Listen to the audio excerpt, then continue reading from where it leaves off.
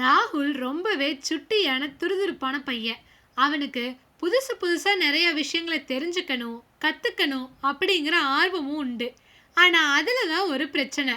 ராகுல், டெஸ்ட்ல ஏன் மார்க் ரொம்ப கம்மியா இருக்கு? சரி, ஹோம்ஒர்க்லாம் முடிச்சியா இல்லையா? பிடிக்கலனாலும் பரவாயில்ல, இந்த பாலை குடி, அப்பதான் நீ நல்லா வளர முடியும் இப்படின்னு அவங்க அம்மாவோட கண்டிப்புகளும் கட்டுப்பாடுகளும் அன்பின் வடிவத்துல வந்துகிட்டே தான் இருந்துச்சு. இதனாலேயே பறக்க ஆசைப்படுற அவனுக்கு இந்த அன்பான கட்டுப்பாடுகள் கூண்டுக்குள்ள இருக்கிற உணர்வை தந்துச்சு. ஆனா அவனுக்கும் விடுதலை கிடைச்சது. அந்த விடுதலைக்கான சாவி யாரு, எப்படி இது நடந்துச்சுன்னு தெரிஞ்சுக்க இந்த கதைய முழுசா கேளுங்க. மா ப்ளீஸ்மா, இன்னொரு 10 நிமிஷம் சேர்த்து தூங்கிக்கிறனே. நேற்று ராத்திரி ப்ராஜெக்டை முடிச்சுட்டு படுக்கிறதுக்கே 10:30 ஆயிடுச்சும்மா. காலையில் நானே கூட சாப்பிட்டுக்கிறேன் ப்ளீஸ். யாரு? நீயே. தூக்கம் பத்தலன்னு இவ்வளோ நேரம் படுத்து தூங்கியாச்சு. இனி இதுக்கப்புறம் நீ எந்திரிச்சு குளிச்சு சாப்பிட்டு கிளம்புறதுக்கு ரொம்பவே நேரம் ஆயிரும்.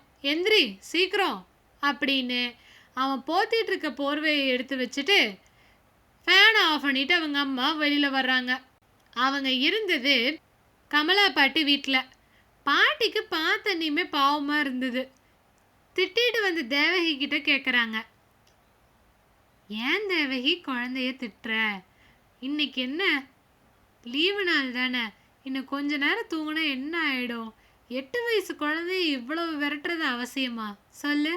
மா, நீங்க எந்த உலகத்துல இருக்கீங்க? இன்னைக்கு அவசர காலகட்டத்தில் குழந்தைங்க எல்லாம் எவ்வளவு சுறுசுறுப்பா எவ்வளவு புத்திசாலிகளாக இருக்காங்க தெரியுமா? பள்ளிக்கூடம் போகிறத தாண்டி விளையாட்டு, பாட்டு, டான்ஸு அப்படின்னு எக்கச்சக்கமாக கற்றுக்கிட்டு இருக்காங்க. இதையெல்லாம் பார்க்குறப்போ நம்மளோட ராகுல் தான் இருக்கிறதுலையே சோம்பேறித்தனப்படுவான் தெரியுமா? அவனுக்கு பின்னாடி இருந்து யாராவது ஒருத்தர் நம்பிக்கிட்டே இருக்கணும். ஒன்றும் இல்லை, அடுத்த வாரம் மேத்ஸ் ஒலிம்பியாட் இருக்குது, படிக்க சொன்னால் மாய மாட்டேங்குது. இதுக்காகத்தான் நேரத்தில் எழுப்ப வேண்டியதாக இருக்குது. அவனே படித்தான்னா நான் எதுக்கு பண்ண போகிறேன் சொல்லுங்கள்? நீங்கள் ஒருத்தர் எனக்கு உதவிக்கு இருக்கிறதுனால பரவாயில்லம்மா. இவங்க அப்பாவோ மாதத்தில் பாதி நாள் வேலைன்னு சொல்லிட்டு வெளியூர் போயிடுறாரு. நான் ஒருத்தையே எப்படி குழந்தை, அலுவலகம், வீடுன்னு எல்லாத்தையும் பார்த்துக்க முடியும் சொல்லுங்கள்? நீங்கள் போய் வேலையை பாருங்கம்மா, நான் அவனை எழுப்பி விட்டு படிக்க வச்சுட்டு வரேன் அப்படின்ட்டு சலிச்சுக்கிட்டே போகிறாங்க. என்னதான் இது அவசர காலமாக இருந்தாலும் குழந்தைங்க எல்லா காலத்துலேயும் குழந்தைங்க தானே, அவங்கள ஏன் இவ்வளோ வற்புறுத்தி ஒரு விஷயத்த செய்ய வைக்கணும்னு தோணுச்சு. ஆனால் தம் பொண்ணாவே இருந்தால் கூட குழந்தை வளர்ப்பில் ஒரு கட்டத்துக்கு மேலே அறிவுரை சொல்லக்கூடாதுன்னு அமைதியாக வந்துட்டாங்க. ஒரு 10 நாள் கழித்து பொண்ணுக்கிட்ட இருந்து அழைப்பு வருது. அம்மா, என்னோட அலுவலகத்தில் 10 நாளைக்கு ஏதோ ட்ரைனிங் ஆமாம், பூனே வர சொல்லிட்டாங்க. எவ்வளவோ தவிர்த்து பார்த்தோம், கண்டிப்பாக நீங்கள் வரணும்னு சொல்லிட்டாங்க. அதனால் தம்பியை நம்ம வீட்டில் விட்டுட்டு போகிறேன், கொஞ்சம் பார்த்துக்கிறீங்களா? உங்களுக்கு ஒன்றும் சிரமம் இல்லையே அப்படின்னு தேவகி கேட்குறாங்க. பேரனை பார்த்துக்கிறதுல எனக்கு என்ன சிரமம் இருக்க போகுது? அதெல்லாம் ஒரு பிரச்சனையும் இல்லை. நீ கவலைப்படாமல் குழந்தைய விட்டுட்டு போ, அவனை நான் பார்த்துக்கிறேன், நீ உன் வேலையை பாரு அப்படின்னு சொல்கிறாங்க. குழந்தைய அம்மா வீட்டில் விட்டுட்டு வந்திருந்தா கூட தேவகிக்கு அங்கே ட்ரைனிங் அப்போ கையும் ஓடல காலும் ஓடல. ஏன்னா உள்ளுக்குள்ளே பதட்டம் இருந்துக்கிட்டே தான் இருந்தது.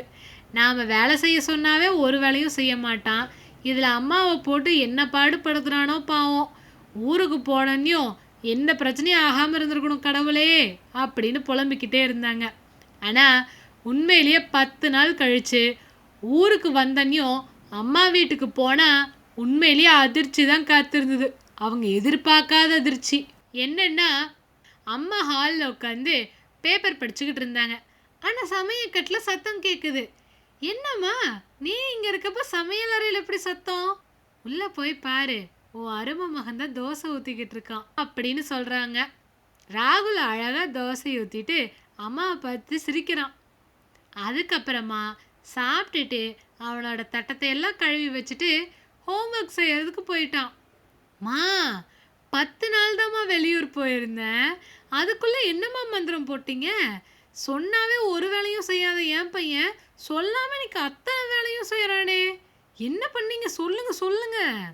குழந்தைய இருக்க விட்ட. நாள் வந்த நீமே, பாட்டி இன்னும் கொஞ்ச நேரம் தூங்கிக்கிறனே, டயர்டாக இருக்கு அப்படின்னு சொன்னான். திட்டினாலாம் அவன் எப்படியும் எந்திரிக்க போகிறதில்ல. அதனால பக்கத்தில் அழகாக உட்காந்து, இங்கே பாருடா கண்ணா, நீ நல்ல பையன்றதுனால எல்லாத்துக்குமே ஒன்று பிடிக்கும். ஆனால் நீ காலையில் நேரம் கழித்து எந்திரிக்கிறதுனால உன் கூட படிக்கிற குழந்தைங்க எல்லாரும் உனக்காக காத்துக்கிட்டு இருக்கணும்ல. அது போக உன்னைய கூட்டிகிட்டு பாவம் டிரைவரும் இதுக்காக லேட்டாக போகணும். உன் ஒருத்தனால இத்தனை பேர் சிரமப்படணுமா யோசி, பார்த்து இருந்துக்கோ அப்படின்னு சொன்னேன். அதுக்கு அடுத்த நாள்லேருந்து குழந்தை அவனே அலாம் வச்சு எந்திரிக்க ஆரம்பித்தான். இது போக நீ யோசிச்சு பாரு, எப்போ பார்த்தாலும் பள்ளிக்கூடம் போயிட்டு அது போக நீ சொன்ன மாதிரி பாட்டு கிளாஸு, யோகா கிளாஸு, அது இதுன்னு போயிட்டு வீட்டில் அவன் இருக்கிறதே கொஞ்ச நேரம்தான். அந்த கொஞ்ச நேரத்துலேயும் அவன் கூடவே தான் நான் இருந்தேன். அவன் வீட்டு பாடம் பண்ணுறப்போ நான் ஏதாவது சின்ன சின்ன வேலைகளை செஞ்சுக்கிட்டு இருந்தேன். இதுவே நான் வீட்டு வேலை செய்கிற நேரம் ராகுலும் என் கூட இருந்ததுனால நான் வேலை செய்கிறப்போ சின்ன சின்ன வேலையை தட்டை கழுவுறதுலேருந்து அவனே செய்ய ஆரம்பித்தான். இப்படித்தான் சனி ஞாயிறு அன்னைக்கு தோசை ஊற்றி பார்க்குறேன் பாட்டின்னு சொன்னான். ஊற்றுனா தோசை கருகிச்சு தான், 2வது பிஞ்சிருச்சு. ஆனால் 3வது தோசையை ஓரளவுக்கு நல்லாவே ஊற்றுனான். அவ்வளவுதான் தேவகி. குழந்தைகளை கண்டிக்கணுங்கிற அவசியமே இருந்ததில்ல. நான் அவனோட நல்லதுக்கு தானமா கண்டிச்சேன். சரியானது தான், கண்டிப்புங்கிறது தேவை. ஆனால் குழந்தைங்களுக்கு முக்கியமான தேவை எது தெரியுமா? நம்மளோட அருகாமையும் அன்பும் தான். எப்போ பார்த்தாலும் அறிவுரையே சொல்கிறதுக்கு அம்மா எதுக்கு? குழந்தைங்க பறவை மாதிரி அப்பப்போ தத்தி தத்தி விழுந்தா கூட பறக்கிறதுக்கு தான் ஆசைப்படுவாங்க. அதுதான் அவங்களோட இயல்பும் கூட. நாம் பட்டம் மாதிரி கீழே இருந்து அவங்கள பிடிச்சிக்கிட்டே இருக்கணும் அப்படின்னு எதிர்பார்க்கறது நம்மளோட தப்பு.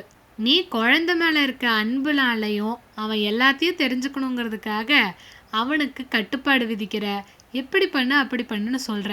ஆனால் இது எல்லாமே குழந்தைக்கு ஒரு தங்க சிறை மாதிரி தான் இருக்கும். பறவையாக பறக்க நினைக்கிற அவனுக்கு உன்னோட அன்பு கூண்டாக இருந்ததுன்னு வச்சுக்கோயேன், வாழ்க்கையில் அவனால் பறக்கவே முடியாது.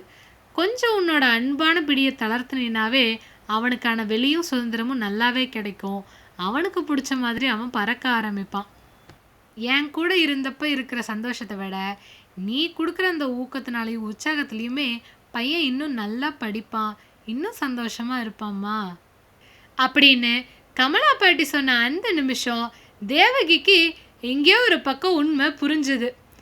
இந்த மாதிரி மனதை தொடர கதைகள்ல இருந்து வித்தியாசமான கதைகள் வரைக்கும் நம்ம சேனல் காஃபார் கதையில் கட்டி கிடக்கு. நம்ம சேனலை சப்ஸ்கிரைப் பண்ணிக்கோங்க. இதை எல்லா கதைகளும் கேட்டு ரசிங்க. பாய்.